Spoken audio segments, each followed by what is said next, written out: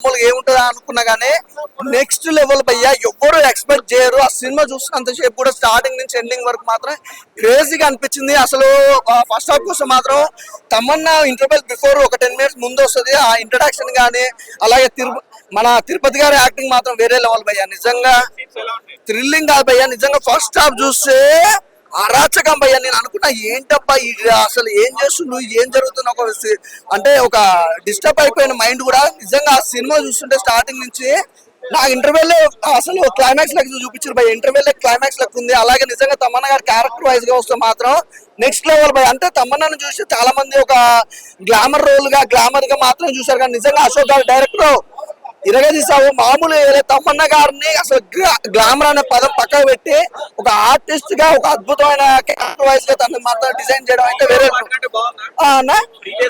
అన్నా. నువ్వు అసలు ఓదల్ అనే మూవీ అసలు నువ్వు ఎక్స్పెక్ట్ చేయవు. సినిమా థియేటర్కి వెళ్ళినప్పుడు ఇలా ఉంటుందని నువ్వు ఎక్స్పెక్ట్ చేయవు. నిజంగా ఆ విజువల్స్ కానీ ఆ గ్రాఫిక్స్ కానీ నాకు అక్కడక్కడ ఫ్లేవర్ ఎలా అనిపించింది అంటే అరుంధతి సినిమా ఫ్లేవర్ ఉంది కదా.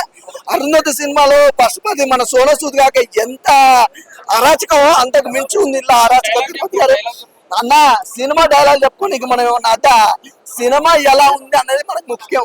అసలు ఆ సినిమాలో చూస్తుంటే విజువలైజేషన్స్ కానీ బ్యాక్గ్రౌండ్ మ్యూజిక్ కానీ వేరే లెవెల్ అనిపించింది. నాకైతే సినిమా చాలా బాగా నచ్చింది అయ్యా, సూపర్.